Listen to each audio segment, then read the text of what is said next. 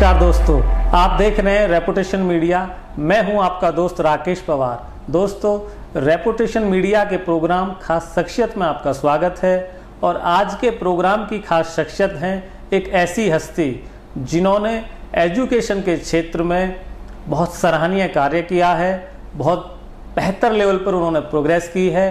तो एक ऐसी हस्ती जिनका नाम है डॉक्टर मयंक अग्रवाल। आप मैनेजिंग डायरेक्टर हैं IIMT ग्रुप के। तो हम आज उनसे जानेंगे उनके जीवन की यात्रा और उनका शिक्षा के क्षेत्र में जो योगदान हमारे देश और हमारे प्रदेश के लिए रहा है। तो बात करते हैं हम डॉक्टर मयंक अग्रवाल जी से। अग्रवाल साहब नमस्कार। नमस्कार। नमस्कार। कैसे हैं आप? मैं बिल्कुल ठीक हूँ राकेश जी, बहुत अच्छा लगा आपसे मिलके। जी धन्यवाद। आपने जो शिक्षा के क्षेत्र में बहुत सराहनीय जो कार्य किए हैं उसके लिए मैं आपको एक बार फिर बधाई देता हूँ।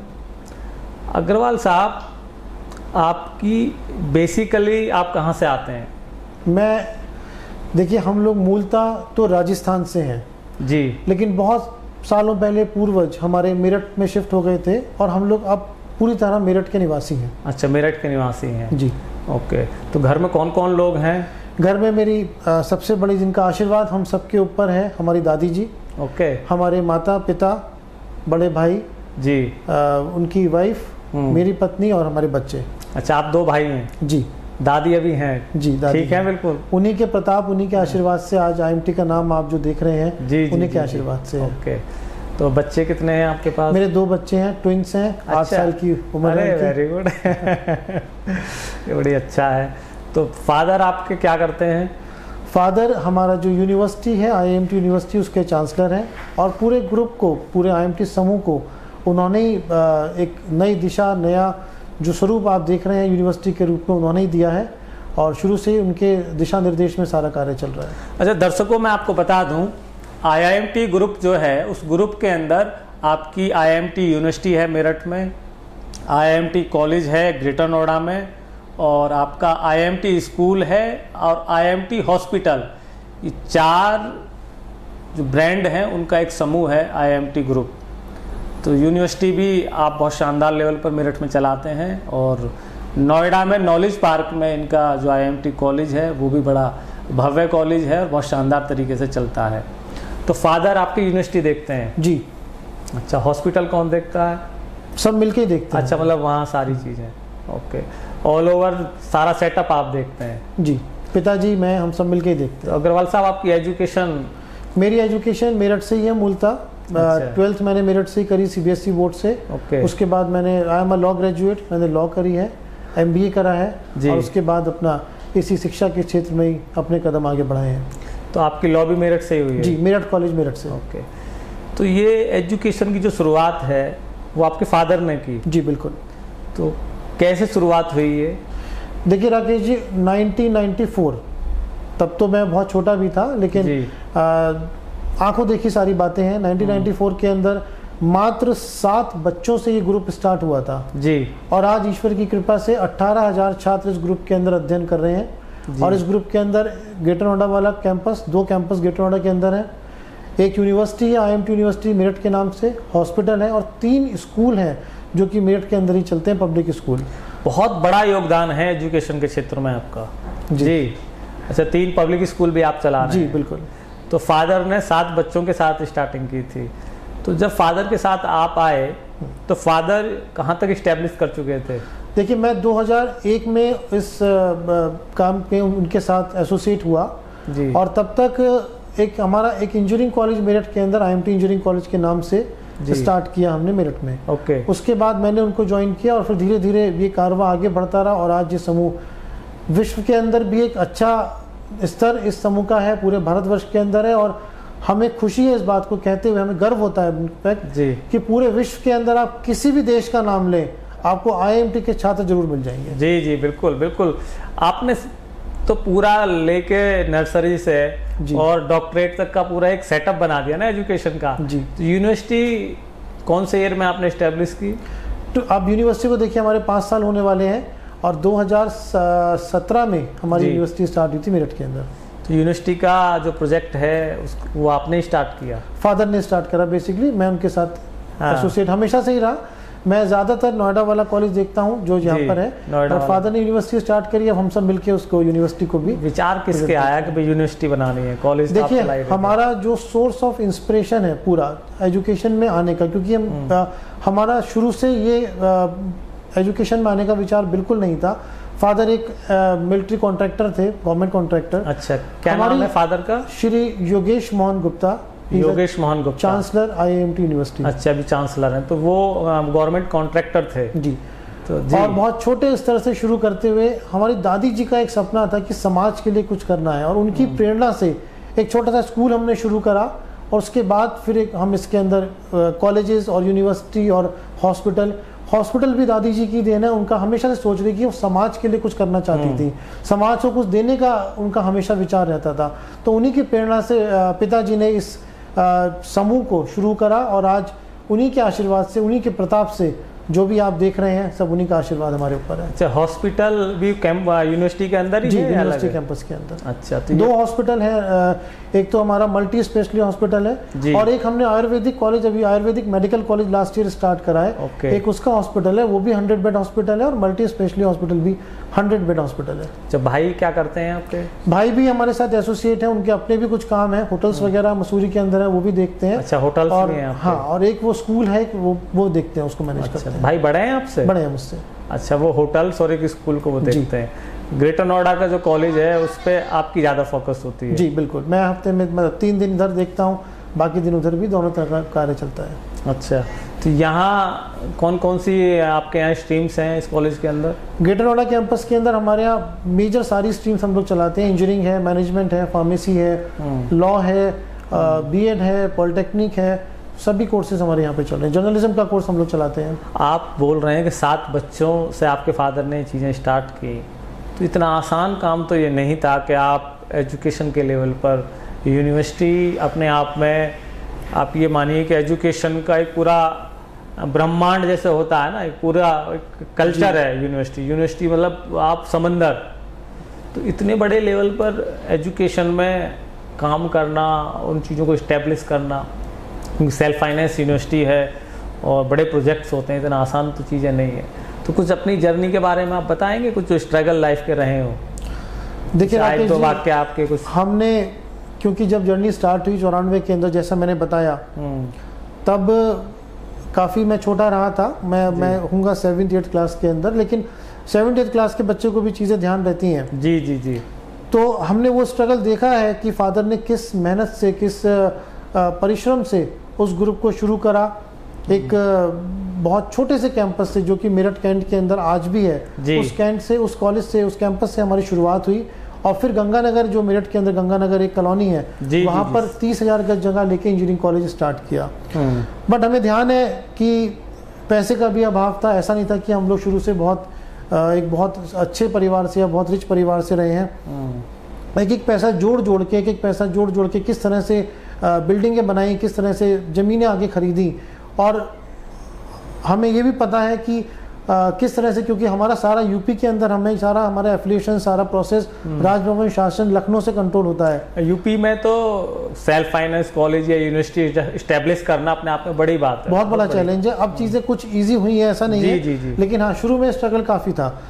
तो हमें ये भी ध्यान है कि फादर के पास उतने पैसे नहीं होते थे। कई बार AC के टिकट के पैसे नहीं होते, तो स्लीपर क्लास के अंदर जाते थे। और कई बार अगर स्लीपर क्लास के अंदर भी सीट नहीं मिल पाती थी, बर्थ नहीं मिल पाती थी, तो नीचे अखबार बिछा के लेट कर वो मेरठ से लखनऊ तक का सफ़र उन्होंने करा है। आज हम याद करते हैं, आज सबको लगता है कि आज सब गाड़ी है, बंगला है, घर है, सब कुछ अच्छा है, ईश्वर की कृपा है। लेकिन उसके पीछे का जो सच है, किस तरह से मेहनत करके, किस तरह से एक एक दिन काट के वो स्ट्रगल का टाइम निकाला, जिसके मेहनत के स्वरूप आज ये दिन देखने को मिले। तो फादर का जो स्ट्रगल चल रहा था, तो आप लोग भी उससे मतलब अछूते तो नहीं रहे, मतलब आप लोग भी उस चीज़ को फील किया, स्ट्रगल को? मतलब आपके टाइम में थी चीज़ें या एस्टेब्लिश हो चुकी थी? नहीं, देखिए, जब तक हम लोग बिजनेस में आए उनके साथ, तब तक चीज़ें काफ़ी हद तक एस्टेब्लिश हो चुकी थी। फादर का जो स्ट्रगलिंग फेज था, वो हमें, मैं कहूँगा touchwood by the grace of God, वो वाला स्ट्रगल हम लोगों ने नहीं करा। वो स्ट्रगल फादर ने अकेले मिलके करा।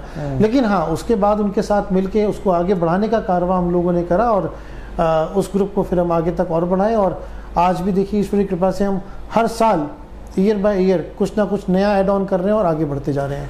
अच्छा, एजुकेशन के क्षेत्र में इतना बड़ा कार्य आपका है, तो समाज के लिए आपका क्या योगदान है? जो गरीब स्टूडेंट्स हैं या जो ऐसा तबका है जो प्राइवेट लेवल पर अपने बच्चों को एजुकेशन नहीं दे सकते, उस लेवल पर अपने बच्चों को इस्टेब्लिश नहीं कर सकते, तो उनके लिए भी कोई आपने अपने यहाँ कुछ प्रोग्राम चला रखे हैं या कुछ कोई मोनोपोली आपकी ऐसी कुछ है? देखिए, मैं आपको बताता हूँ, जैसा कि मैंने बताया कि हम जो भी आज हैं अपनी दादी जी की वजह से हैं, जी, उनके जी, आशीर्वाद से हैं। बिल्कुल। उनका हमेशा से रहता है कि समाज के लिए कुछ ना कुछ निरंतर करते रहो, क्योंकि दोनों जो सेक्टर हैं, मेडिकल और एजुकेशन, ये दोनों डायरेक्ट सोशल एक्टिविटी से जुड़े हुए हैं, समाज से जुड़े हुए हैं।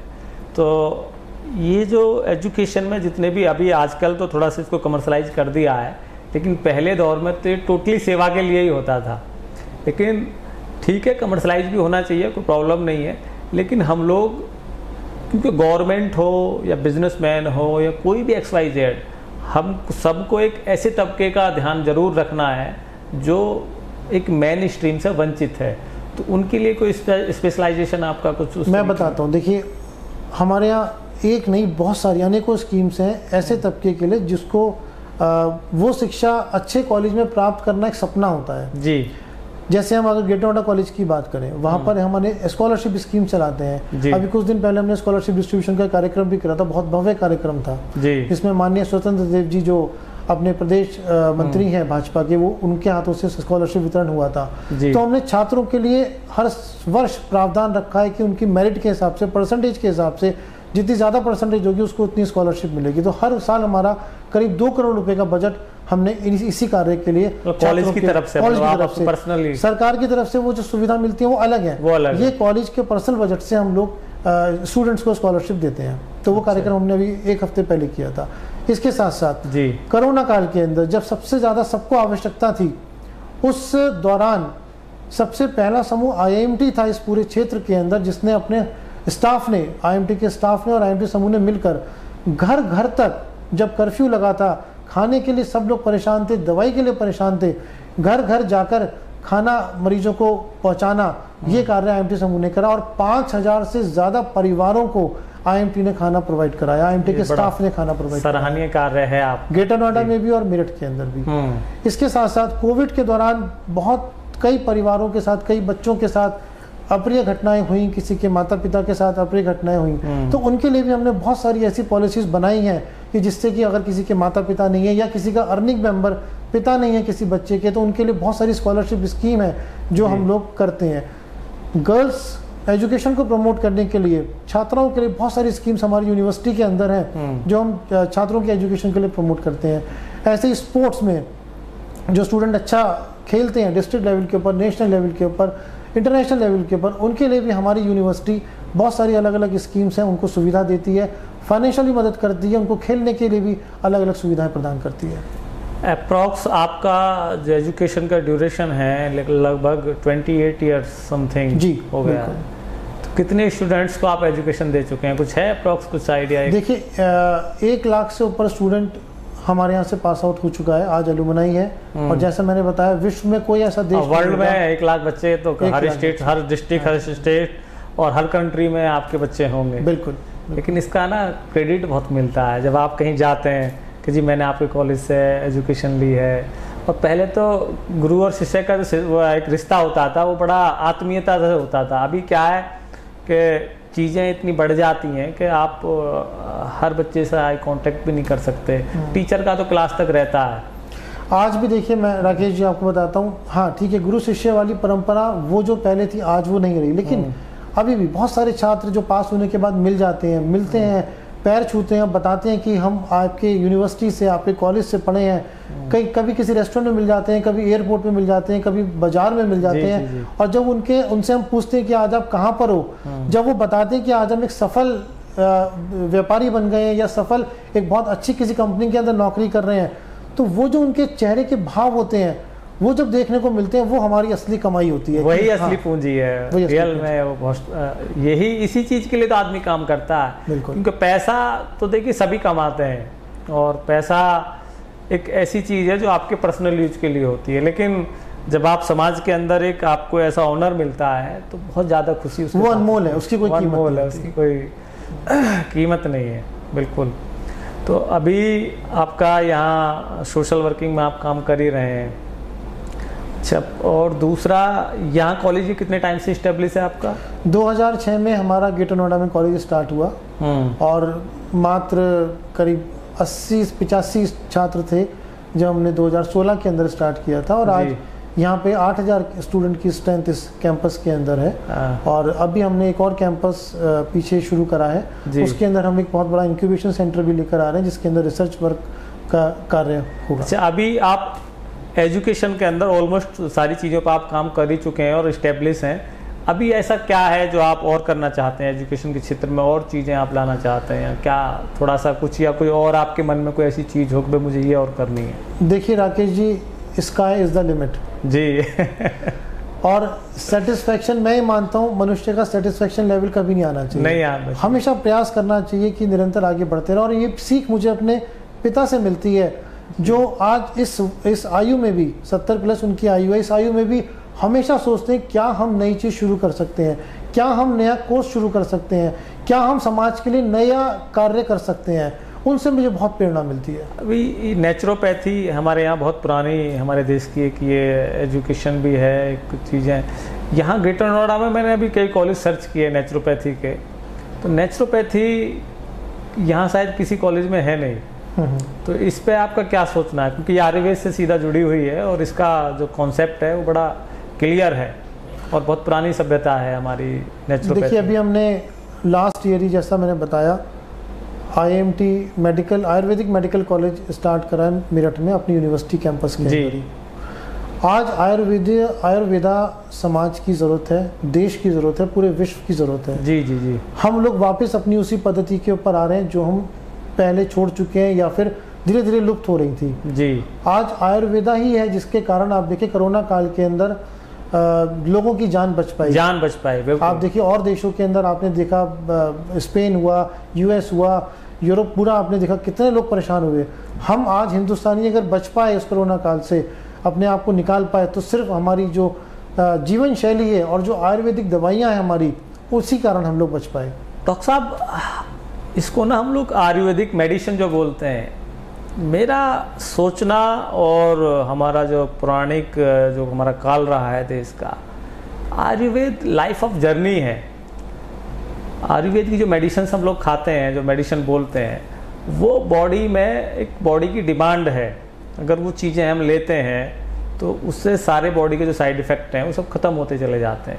आप एलोपैथ खाएं, दूसरी मेडिसिन खाएं, तो आपकी बॉडी से ना ऐसा होगा कि यार 4 दिन खा ली, अब खानी नहीं है मेडिसिन, है ना, और हार्मफुल भी होती हैं। लेकिन आयुर्वेद आपकी जो जड़ है उस पर काम करता है और कभी भी आपको खाने में वो ऑकवर्ड भी नहीं लगता ना। आप खा रहे हैं, मैं भी आयुर्वेद मतलब यूज करता हूँ, क्योंकि एलोपैथ में तो 2 से 3 दिन आपने खाई ना तो आपका टेस्ट चेंज हो जाएगा, बहुत सारी चीज़ें गड़बड़ हो जाती हैं। तो वहाँ नेचुरोपैथी है यूनिवर्सिटी में? बिल्कुल नेचुरोपैथी है, और हम लोग जो आयुर्वेदिक कॉलेज है अपना मेडिकल कॉलेज है, उसके अंदर नेचुरोपैथी से पेशेंट्स को ट्रीट भी करते हैं। और हमें बहुत अच्छे रिजल्ट्स मिल रहे हैं और हम उसको और ज़्यादा आगे बढ़ा भी रहे हैं। अच्छा, नेचुरोपैथी का आपने वहाँ इंस्टीट्यूशन के साथ साथ वहाँ अपना हॉस्पिटल भी एस्टेब्लिश कर रखा है कि वहाँ आते हैं क्लाइंट्स? बिल्कुल आते हैं, पेशेंट्स आते हैं और उनको वहाँ पे एडमिट भी रहते हैं, अलग अलग समस्याएं लेके आते हैं। और आयुर्वेदा के अंदर हर चीज़ का ट्रीटमेंट है, हर चीज़ का, कोई ऐसी चीज़ नहीं इसमें ट्रीटमेंट ना हो। थोड़ा स्लो ज़रूर होता है लेकिन हर चीज़ का ट्रीटमेंट होता है। और अच्छा, वो तो स्टार्टिंग उसकी जब बिल्कुल लास्ट से होती है तो फिर वो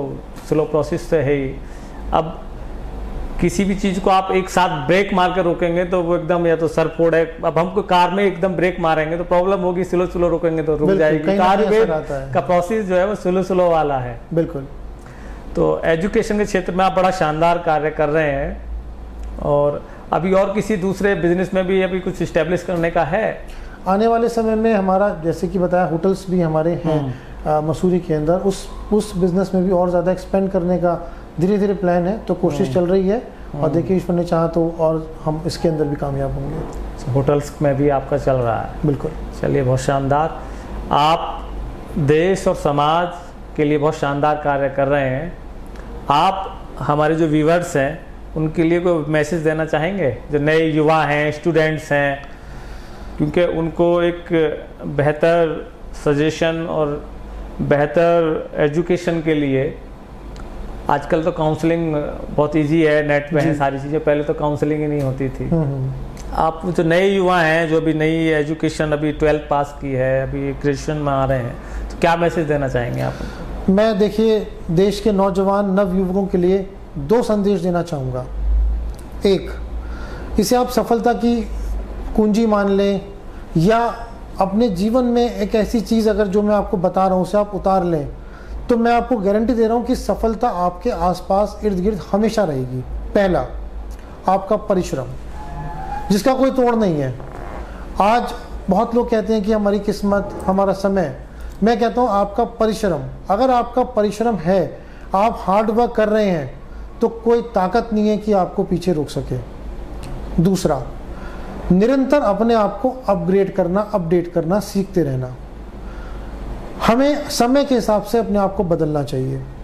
मैं हमेशा छात्रों को भी कहता हूँ, अपने यहाँ पे अध्यापक हमारे हैं, आज यहाँ पे करीब 1000 से ज़्यादा अध्यापक IMT परिवार से जुड़े हुए हैं। मैं उनको भी हमेशा कहता हूँ, अपने आप को समय के अनुसार चेंज करिए। नई नई टेक्नोलॉजी आ रही है, नए नए सॉफ्टवेयर आ रहे हैं, नया नया इनोवेशंस हो रहे हैं। हमें उसके हिसाब से अपने आप को, अपनी नॉलेज को समय के हिसाब से अपने आप को अपग्रेड करना चाहिए, समय के हिसाब से आगे बढ़ना चाहिए। अगर हम इन 2 चीज़ पे फोकस करते हैं, हम जो 2 कार्य करते हैं, तो कामयाबी हमेशा हमारे आसपास रहेगी और हम निरंतर आगे बढ़ते रहेंगे। ये आपने बहुत अच्छी बात की है कि हार्ड वर्किंग का कोई सब्स्टिट्यूट नहीं है। अगर आप हार्ड वर्क किसी भी फील्ड में कर रहे हैं तो उसका आपको रिजल्ट मिलना ज़रूरी है।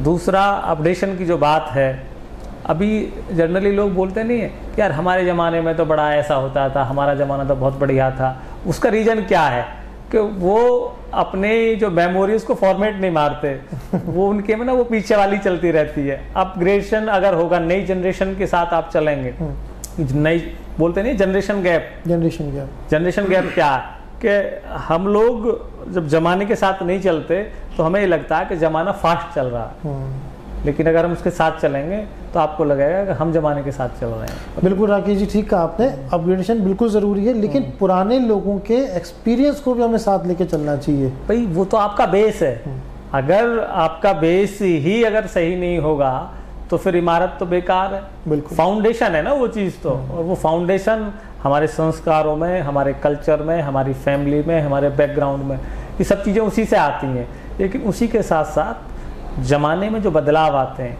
अभी आप देखिए हमारे यहाँ घूंघट प्रथा आज भी है। घूंघट प्रथा मिडल हिस्ट्री में अगर आप बात करें 1000 साल पहले हिंदुस्तान के अंदर नहीं थी, लेकिन जैसे ही यहाँ अलग अलग आक्रांत आए, मुगल आए, बहुत सारे जो लोग आए, तो उनकी वजह से, क्योंकि वो लोग शाम दाम दंड भे, मतलब उनको कुछ भी हो, हमारे यहाँ सिद्धांतवादी लोग थे जी।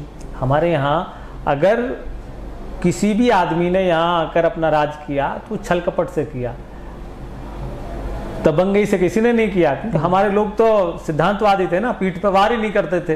लेकिन आपको देखो, आपके राजस्थान में, आप तो मारवाड़ से आते हैं? बिल्कुल, हम मारवाड़ी हैं। मारवाड़ है आपके पास में, मेवाड़ एक रियासत, दोनों ही बड़ी, मारवाड़ बड़ी रियासत होती थी राजस्थान के अंदर, तो वहाँ कितने लोग लेडीज सती हुई हैं, तो वो क्या था कि खूबसूरती देखी और उस पर ललायत हो गए।